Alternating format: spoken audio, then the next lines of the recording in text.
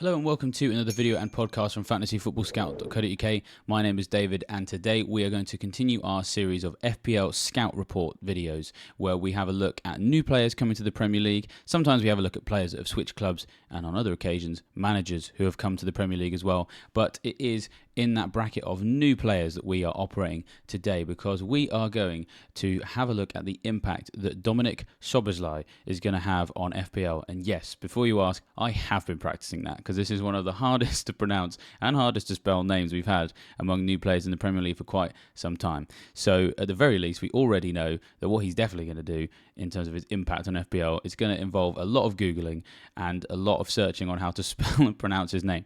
Thankfully, he has already helped us out. If you go to Liverpool's social media channels, there are already some how to pronounce his names from the horse's mouth, from Dominik himself, on how to pronounce it. So thank you very much, Liverpool, for that. Us content creators are absolutely going to need that this season. And so, yes, we are indebted to you. So we're going to have a look at what impact he's going to have on FPL teams. Perhaps is he going to be worth signing this season, or will he have an impact on those around him at Liverpool and make them even more exciting assets to own in our team? So they're the questions that are on your mind. They're the questions on our mind, and we're going to answer those today. Now, it would be remiss in my duty if I did not remind you guys that we are in the point in time in the season where now is the best time for you to sign up for Fantasy Football Scout membership, because you can save up to 30% on your membership with the preseason prices, which will give you access to the world-leading preseason guide for all teams, which includes the preseason minutes tracker. Very important resource in the preseason, especially. It will tell you who's playing in the preseason games, how many minutes they're doing that for, what position they're in, their role in set pieces, and things like that. That could be very useful when we're looking at Szoboszlai, because, of course, he's coming into this team with a bit of set piece pedigree and penalties as well. So make sure that you get your membership in time to make the most of that. There'll also be season points projections, team transfer planners, and drafts on the best fantasy managers in the world. So sign up for that while you can. Now is the time to do it and save up to 30%. Now, we haven't actually got all that much members data in today's video because we are, of course, looking at someone who is joining the Premier League from elsewhere. But we are going to have lots of videos across the summer that involve comparisons, perhaps with Rashford and Fernandes, with Reece James and Chilwell. There's lots of opportunities for you to see what the members area can do. Today, we're going to rely on the resource keepers from other leagues. And so we'll start with that today by having a look at what Dominik Szoboszlai has done in the past. And I have to say, I'm very excited about him coming to the Premier League because even though he's only 22, he has very quickly become one of the most sought after midfielders in the world. And I sort of feel very sorry for Leipzig because they've lost him and Nkunku this season. That's two of their best players. And he's been one of the best players in the German Bundesliga in the last couple of seasons and has really enjoyed quite a rapid rise to the top. Perhaps not unexpected because football runs in his family. His father, Zolt, was also a professional player as well. And, you know, that meant that he was very much embedded from the start. So he was involved in lots of various Hungarian youth teams before he was picked up by the Red Bull system initially at Salzburg in their reserve side. And he scored 16 times in 42 matches for them before he was called up to their first team. And he spent 3 seasons playing for Salzburg in the Austrian Bundesliga. And we've got those stats on the screen for you now. So in his first senior campaign, made 7 starts and 9 substitutes appearances, 3 goals and 4 assists, which is not a bad return from a relatively small sample size there. In his second campaign, 18 starts, 19 substitutes appearances, 9 goals, 14 assists, just insane levels of output. And then for his third season, 11 starts, 1 substitute appearance, 4 goals, 7 assists. So he was very busy, very busy. And of course, that helped him become the Austrian Bundesliga player of the season for 1920. Actually played Liverpool twice in the Champions League that year. And in terms of his entire time in the senior level with Salzburg, he finished with 7 domestic trophies, which is incredible. So 42 goals and 45 assists over 125 outings for both teams there. And so then that's the senior team and the youth team.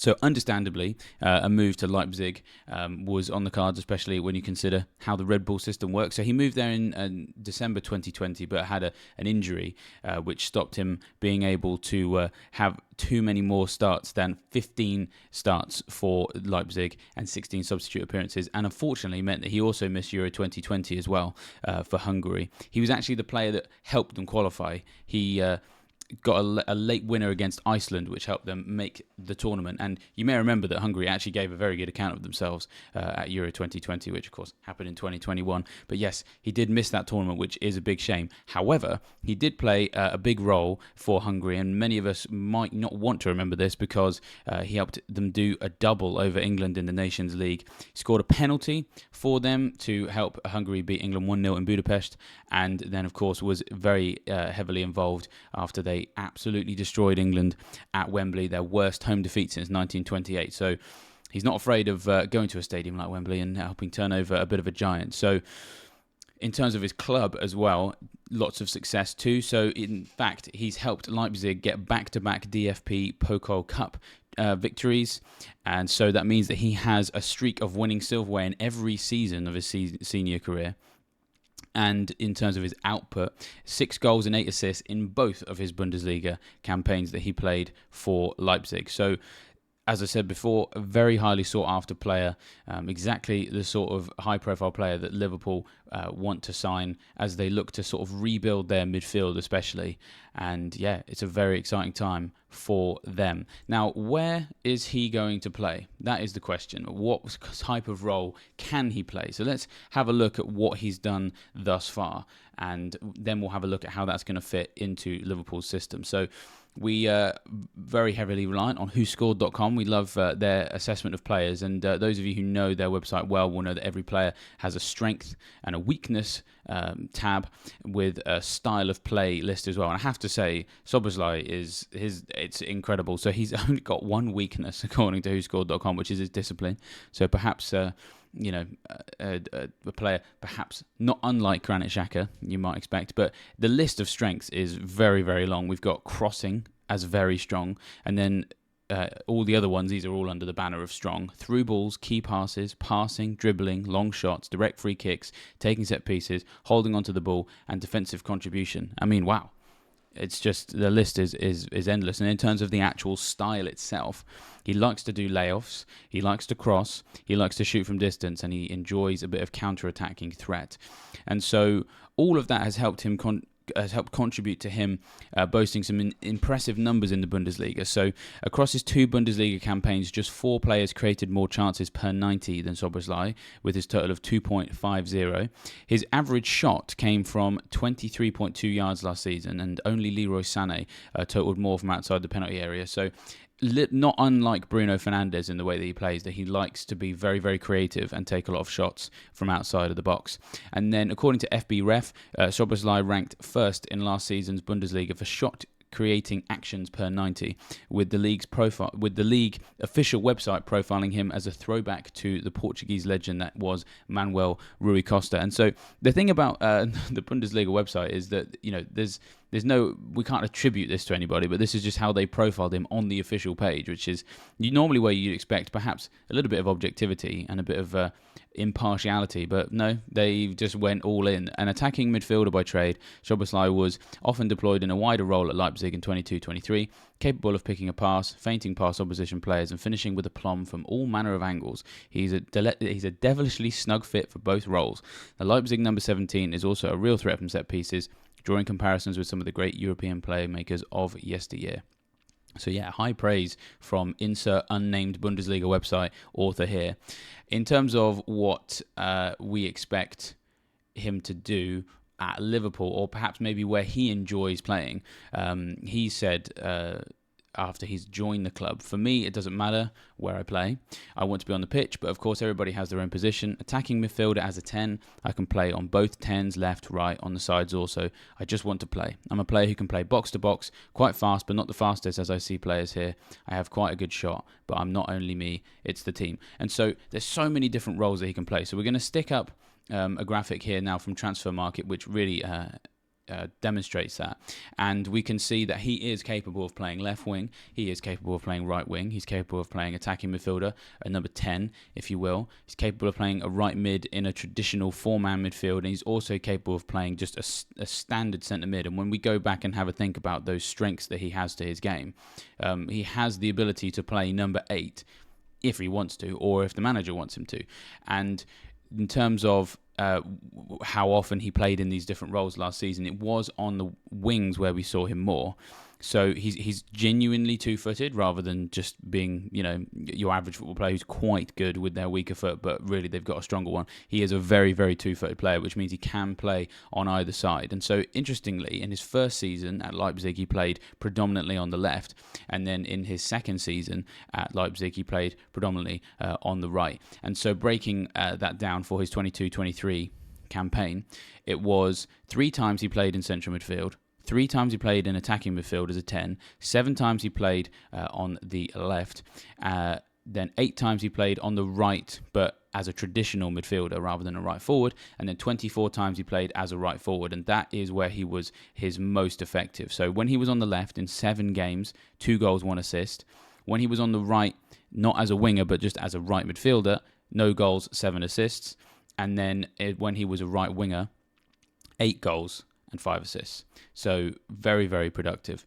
Now, where could he fit in at Liverpool? Because you're probably thinking to yourself, we already know that there's a lot of players who can play on the left and right of a 4-3-3 at Liverpool. Salah, of course, being one of them. It's very unlikely, of course, that he would displace Salah, who typically is stationed on that right wing, which is where Szoboszlai has been playing for Leipzig in recent seasons. Well, the handy thing is that versatility can actually probably work inside this new Liverpool formation, which if you haven't had the opportunity to watch some of their games towards the back end of the season, you might not realise just how different this team is going to look, we think, going into the new season. That new role that Trent Alexander-Arnold has created what's called a 3-box-3 formation, or a 3-2-2-3. And so you have Alexander-Arnold stepping into the midfield from the right-back position into what you would traditionally describe as a location for a number 6, but isn't really a number 6. Is more of a deep-lying playmaker or a quarterback playing alongside a more traditional 6, such as Fabinho. And then what's in front of them and behind the front 3 is a set of 2 number 10s, number 8s, depending on how you look at it. Not dissimilar to where we have seen, Gundogan and De Bruyne operate for Man City, with that benefit of 2 players standing immediately behind them, adding a little bit of defensive solidity. It allows those number 8s to really flex their number 10 muscles, shall we say. And it's in that area where we think that Szoboszlai might play for Liverpool. So just listing off this predicted 11 from the editorial team for the benefit of the podcast listeners. I should just say, if you haven't had an opportunity to check out the scout reports and the ongoing fantastic editorial content on the website from Neil, Mark and Tom, please go and check that out now. Mark is the one who specifically had a look at Szoboszlai and has very much helped me research this video. So go check that out. The predicted lineup then: Alisson in goal, Robertson, Van Dijk and Konate as the back 3, Fabinho and Alexander-Arnold as the 2 deeper midfielders, McAllister and Szoboszlai as the 2 number 10/number 8, with a front 3 of Diaz, Hakpo and Salah. So that's where we expect him to play, and perhaps maybe you're wondering, that's slightly deeper than where he's operated before to great success. So could that mean that maybe his output isn't going to be as impressive at Liverpool as it was at Leipzig? Of course, stepping up to the Premier League, which as a division as a whole has a higher standard. Yes, the best teams in the Bundesliga are as good as the best teams in the Premier League, but the worst teams in the Premier League are still better than the worst teams in the Bundesliga. I think most people would agree with that. So could those two things maybe impinge on his value as an FPL asset? He's coming at 7 million. Well, not necessarily, because the thing about this Liverpool team is it's very fluid, and it's very, as it always has been. Klopp has always enjoyed a fluid team that it relies on his attacking players overlapping and swapping positions and really punishing teams in transitional situations. And as we saw from the list of strengths, punishing teams on the counter-attack is something that Szoboszlai is very good at.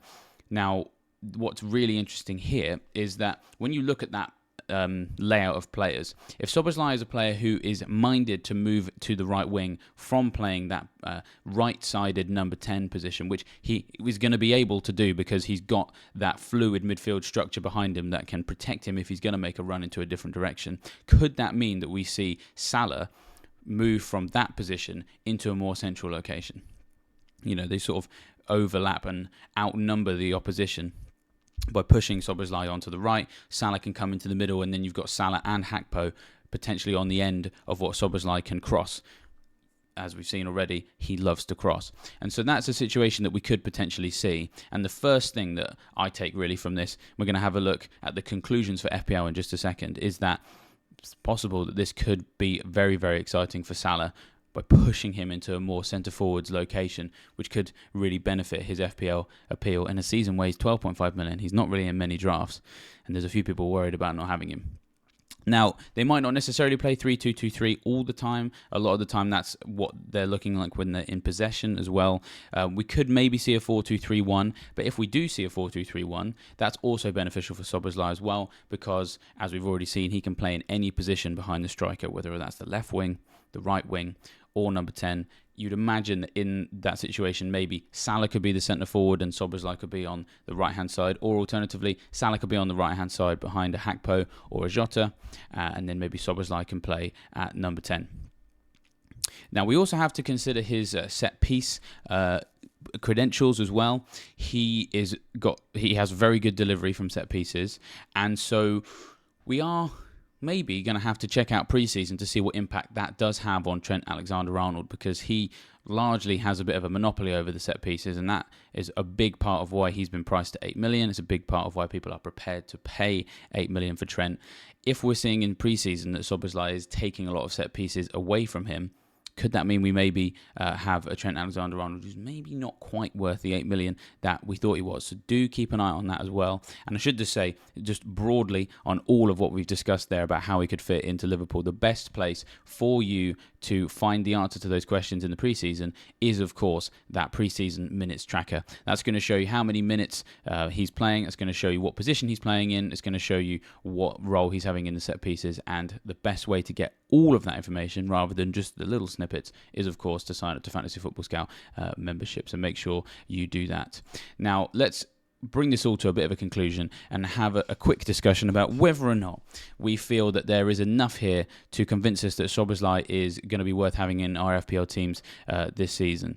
Now, nice little nugget here from Mark in his editorial article on the website is that he actually has a Steven Gerrard quote tattooed on one arm, and of course he already has the number 8 shirt, which Gerrard made himself very famous wearing at Liverpool. And so the intention is already there for him to have quite a legacy at Anfield. So certainly broadly we feel that he's going to have a good time as a Liverpool player.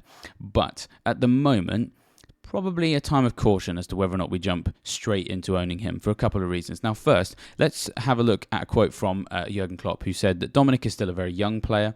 He has so much development ahead of him, and this means it makes sense for us all to be patient and to give him the time and space to allow his talent to come through within our team. The good thing is we have supporters who understand this process. Well, we also have fantasy Premier League managers who also understand Jurgen Klopp's process. You'll have known over the last couple of years that whenever he does sign someone new, it is very rare that he throws them straight into the team, and quite often we see new players at Liverpool very much being slowly integrated into the team with a few substitute appearances near the start of the season, and perhaps maybe some starts in the Cups, maybe 1 or 2 starts in Europe. Of course, Szoboszlai has played in the Champions League, so that's an area where he would be at home if he was starting games, and then he uses those opportunities, Klopp, to slowly build that player into the team before they become a regular starter. We've seen that with midfielders before. We saw it with Jota as well, and of course, he's had his injury problems too. But with some of the players that he's brought in, they don't always have a straightaway immediate impact, and it's very similar to Guardiola's approach as well. So, firstly, we can't be 100% certain that Szoboszlai is going to be a sure starter straight from the start of the campaign. And speaking of the start of the campaign, the fixtures are not amazing for Liverpool. In their first 8 matches, they've got 5 away games. Only 3 of their first 8 are at home, and they are at home to Bournemouth, Aston Villa, and West Ham. Aston Villa doing quite well at the moment under Emery. West Ham, we're probably going to be losing Declan Rice, but expecting they'd get quite a lot of money. They may invest and get a bit of strength in depth. And, they're a team that won a European trophy, so they're absolutely no team that's going to roll over. So those two of those first 3 home matches aren't tremendously encouraging. The Bournemouth one game week 2, of course, does look nice, but as we said already, is he going to be around the team straight from the off? We can't be sure. He might be, we just don't know. So those fixtures at the start of the campaign, just a little bit of a turn off, because for some people that's reason enough to go without Salah, let alone Szoboszlai. So just to reel them all off. Chelsea away, game week 1, Bournemouth at home, game week 2, Newcastle away, game week 3, Aston Villa at home, game week 4, Wolves away, game week 5, West Ham at home, game week 6, Spurs away, game week 7, and Brighton away, game week 8. It's really game week 9 when things start to turn for Liverpool. So it's Everton at home, and then in game week 10, they have got Nottingham Forest at home, famously last season's worst team away from home. And so it could be by then that we have a much clearer picture of where he's fitting into this team, what impact he's having on it, and it could be that time when he's worth going to. Now, the thing is, I do think that he is going to, long-term, have great appeal when you think about the fact that he's going to be surrounded by high-quality attackers who will be able to take advantage of his incredible creativity with his through balls, his crosses, the fact that he's got 2 feet, that he's capable of passing and shooting with, doesn't have a strong foot, so he's going to be very difficult to predict for some people. You show him down his left, he's going to use his left. You show him onto his right, he's going to use his right. So he's got a lot of things going for him. He loves a good long shot as well.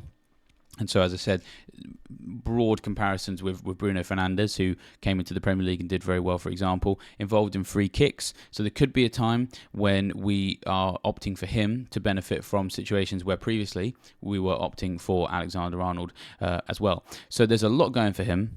And we do think that at some point he is going to be worth owning, especially at 7 million. That's a whole million cheaper than Trent. It's about 5 million cheaper than Salah, for example. But we just need to wait and see.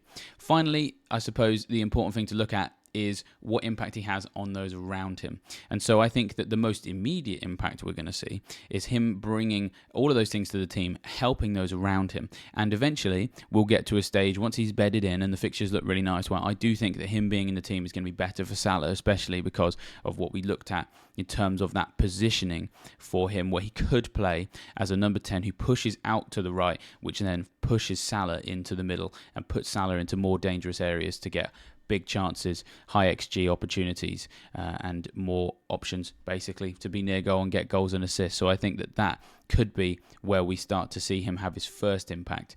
Already, I'm starting to think about when I'm going to get Salah in, because I don't own him at the moment. Game week 9 looks like a good opportunity to do that. Game week 9 also happens to be a decent time to wildcard. If you've had a look at our content on when to do that, make sure you go check out our video on the fixture swings, because there is one in game week 9 that does involve Liverpool. And a wildcard could be the easiest way to get Salah in. So do keep an eye on what impact Szoboszlai is having on Salah, because I do think that will be very important this season. Now, before I leave you, just one last opportunity for me to plug the Fantasy Football Scout members area. You might be fed up of me telling you already, but I'm just trying to help you. This is something that is really going to help you win your FPL mini leagues, beat your mates, find the best players before they do. And there is no better time to sign up, of course, because you will be able to save up to 30% on those pre-season prices. Of course, don't forget to like this video and subscribe to the Fantasy Football Scout YouTube channel as well. Make extra special certain sure that you are also clicking that bell notification as well, because there's no deadlines over the summer, so you do need the opportunity to be reminded that there is new content for you to check out. The bell notification is the best way for you to do that, so make sure you've ticked that as well. And with that, I will leave you guys to the rest of your tinkering, and I will see you next time.